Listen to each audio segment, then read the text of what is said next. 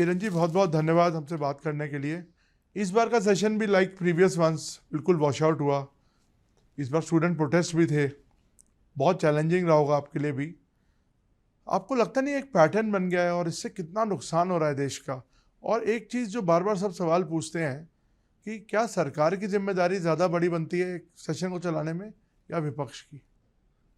जब कोई आदमी ये ठान लेता है कि उसको काम ही नहीं करना है, तो आप जितना भी मनाओ कुछ होने वाला नहीं है।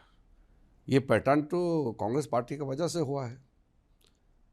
हम तो बच्चे नहीं ना कि उसको खींच के ले करके ज़बरदस्ती बिठाएगा। हम तो ज़्यादा से ज़्यादा अनुरोध कर सकते हैं, हाथ जोड़ सकते हैं। हमने बार बार अनुरोध किया कांग्रेस पार्टी को कि आप आइए पार्लियामेंट में बहस कीजिए। वो करना ही नहीं चाहता है। अब तो कांग्रेस पार्टी के एमपी ये समझते हैं कि वो एमपी इसलिए बने कि उसको हंगामा करना है, चिल्लाना है, गाली देना है। ज़्यादातर जो एमपीओ से मैं बात करता हूँ वो भी भूल चुके हैं कि उसको सदन में बोलना है। एक आदत सा बना दिया ना। तो मैं इसको बहुत गंभीरता से बोल रहा हूँ कि मेंबर ऑफ पार्लियामेंट को हंगामा करना है तो फिर उसको एमपी बनने का क्या ज़रूरत है? वो तो सड़क पर प्रोटेस्ट कर सकते हैं। इस देश में कोई भी आदमी अगर उसको प्रोटेस्ट करना है तो कहीं भी कर सकते हैं ना। तो एमपी तो इसलिए बनते हैं कि आप लोगों का समस्याओं को लेकर के वहाँ मुद्दा रखना, सरकार से सवाल पूछना और सवाल का जवाब देना सरकार का काम है।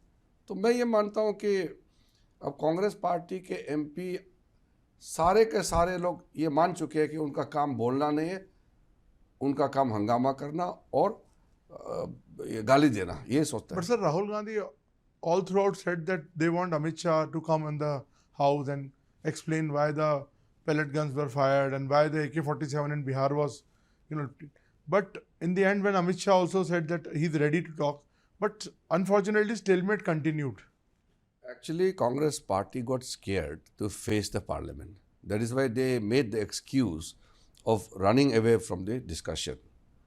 When government is ready to answer every question and also to explain the circumstances and other details, the Congress party started running away simply because they were not in a position to face the reality. And the Congress MPs, most of them are first-time MPs, very unfortunate. But sir, हमने देखा पूरे नारे की वो बार बार home minister को आने के लिए बोल रहे थे और वो मिसिंग करके आपने देखा पोस्टर्स लगाए और किस तरह की भाषा का भी वहाँ पे इस्तेमाल हो रहा था।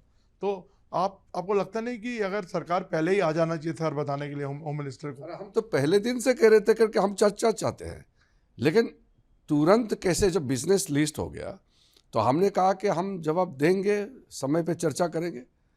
उनको मानना ही नहीं, वो तो बहाना कर रहे हैं।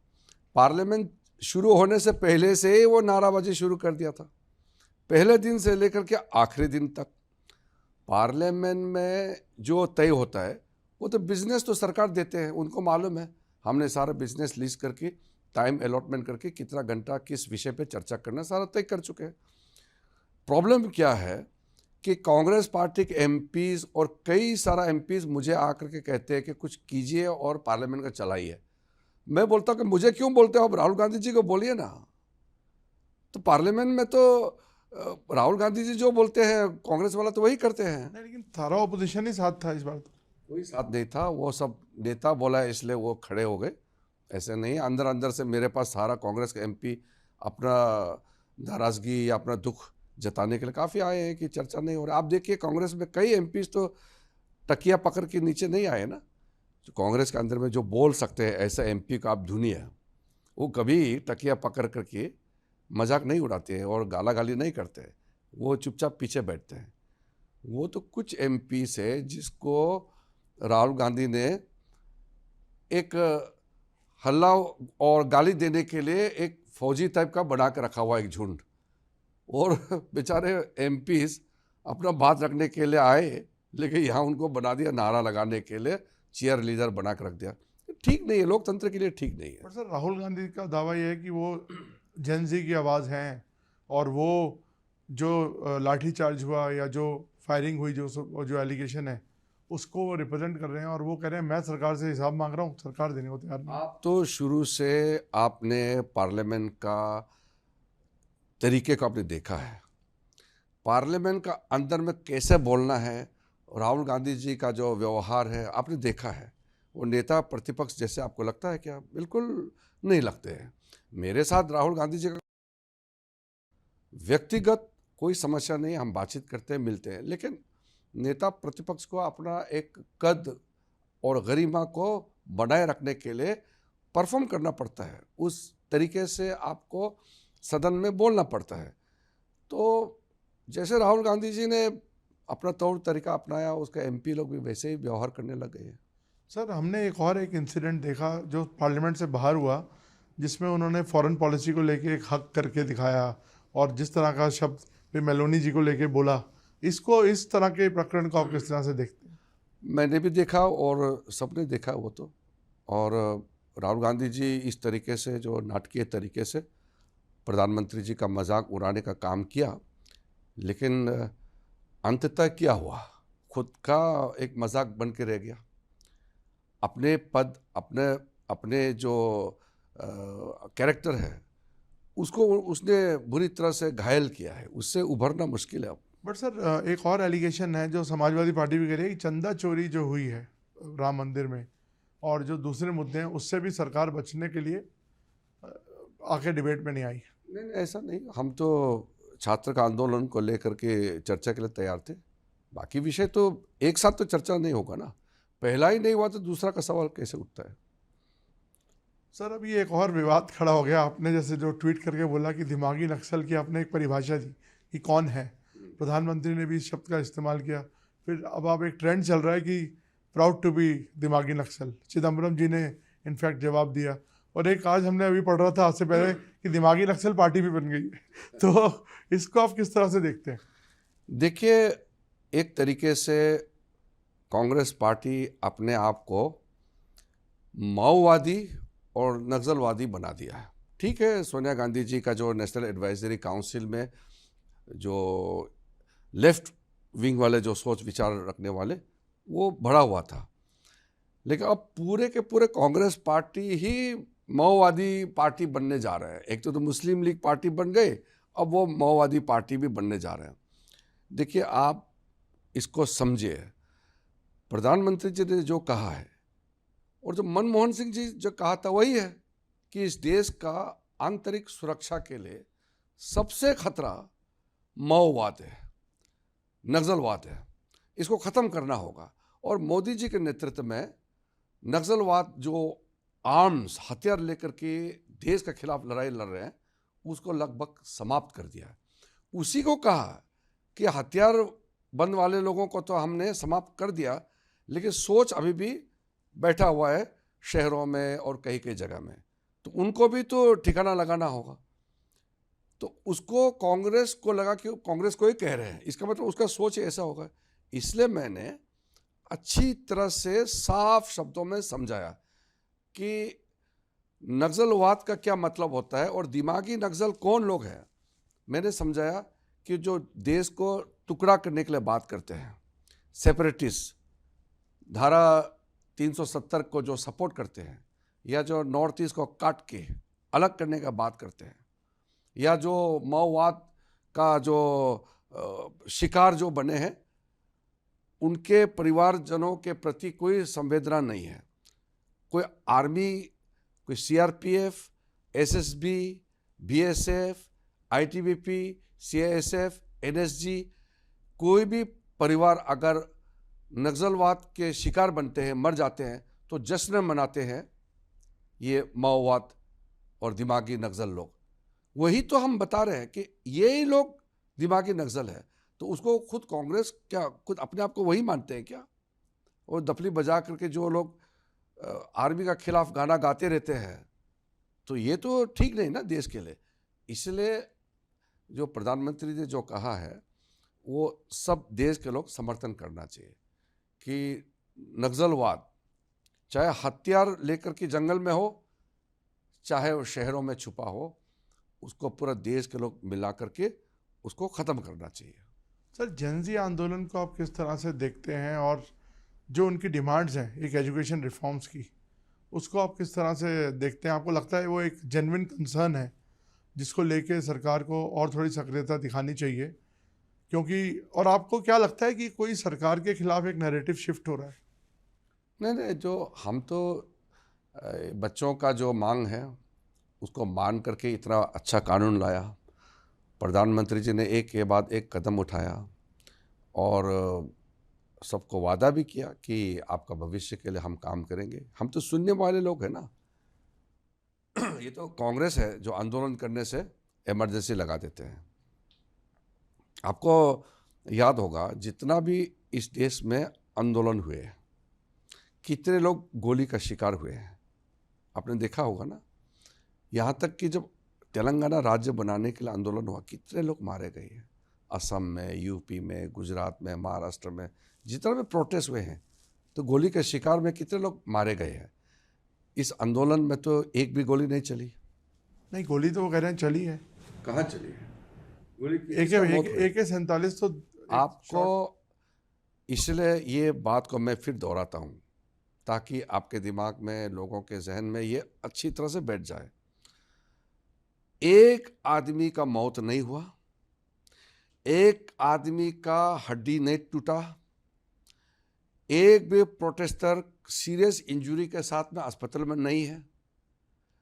इतना बड़ा आंदोलन हजारों में आए और छात्रों के आड़ में कितने क्रिमिनल्स आए और आधे से ज़्यादा लोग, चाहे वो आम आदमी का पार्टी हो, चाहे दफली बजाने वाले लोग हो, चाहे वो भीम आर्मी के हो या वो समाजवादी के हो, कितने लोग आकर के उकसा करके वो लोगों को वायलेंस करने के लिए उकसाया, फिर भी एक मौत नहीं हुआ।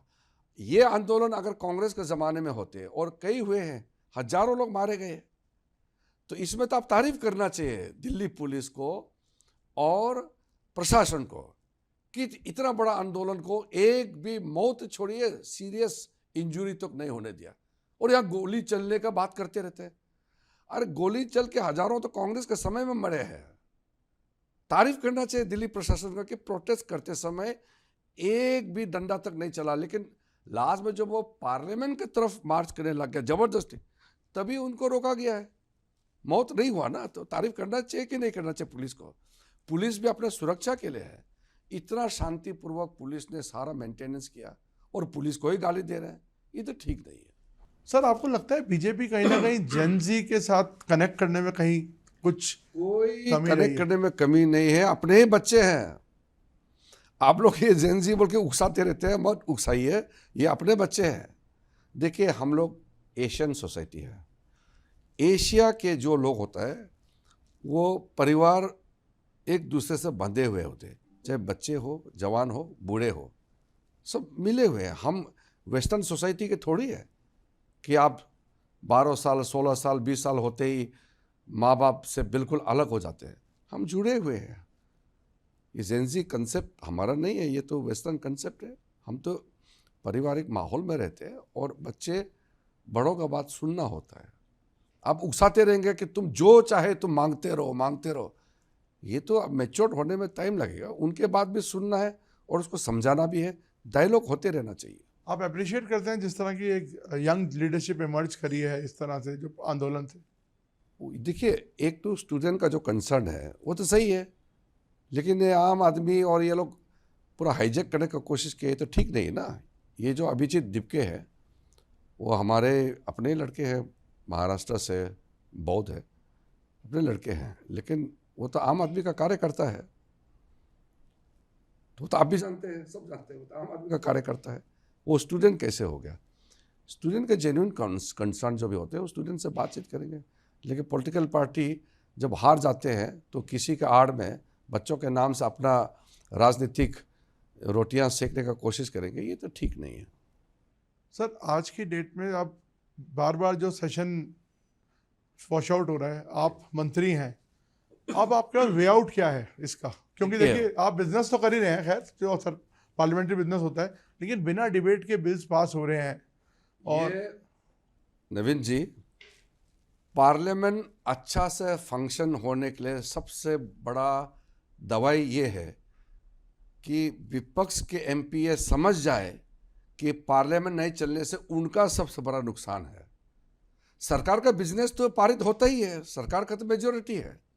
पार्लियामेंट नहीं चलने से भी सरकार तो चलता है, और पार्लियामेंट में बिल पारित भी सरकार के पास मेजोरिटी है तो हम तो पारित कर ही लेंगे।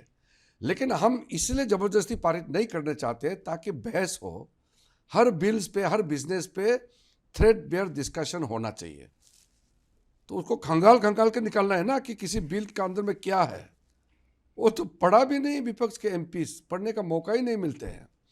तो इसलिए जिस दिन अपोजिशन एमपी समझ जाएगा कि पार्लियामेंट नहीं चलने से उन्हीं का नुकसान है, उसी के लिए उनको लोगों ने भेजा है पार्लियामेंट, तो वो पार्लियामेंट में चलाने के लिए भाग लेने लग जाएगा। यही सबसे बड़ा सीक्रेसी है। सर इस बार एक चर्चा डिलिमिटेशन पे भी बहुत थी कि आप लोग लेके आने वाले हैं, इस वजह से बहुत लोग डिफेक्ट करके आपकी पार्टी से आ रहे हैं और एक संख्या बनाने की बात हो रही है, तो इस बार बिल आया क्यों नहीं? वो नहीं, बिल हम लाने के लिए कब कहा था? नहीं, स्पेकुलेशन तो हाँ, थी। तो स्पेकुलेशन मीडिया में तो चली, बट आपका इंटेंट तो है ना लाने का? तो हमने कब लाना है वो तो हमारा नेतृत्व और अपना पूरा चर्चा करके तय करेंगे, लेकिन मैं तो घोषणा नहीं कर सकता हूँ, और हमने कभी कहा भी नहीं कि हमने इस सेशन में इस बिल को लाएंगे।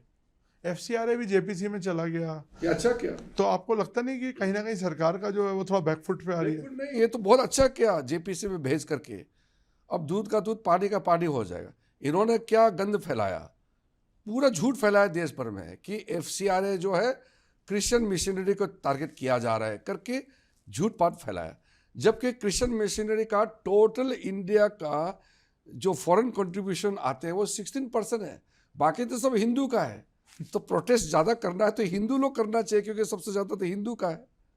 लेकिन इन लोगों को वोट का राजनीति करना है। यूएस से भी स्टेटमेंट आया, आपने देखा? हाँ, तो वो जो मिशनरीज लोगों को मिसगाइड किया, वो अमेरिका का जो लॉ मेकर्स है उसको पढ़ना चाहिए कि एक प्रावधान मुझे बताओ FCRA में जहाँ किसी माइनॉरिटी या किसी कम्युनिटी को टारगेट किया गया, आप बताओ एक। देखिए, इस तरह का झूठे बातें फैला करके राजनीति करना बिल्कुल ठीक नहीं है, इसको बाज आना चाहिए सबको।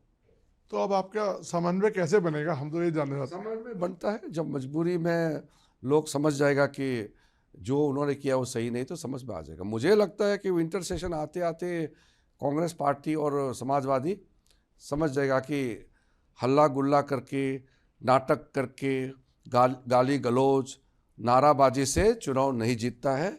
चुनाव लोगों को सेवा करके और लोगों का बात रखने से चुनाव जीतता है।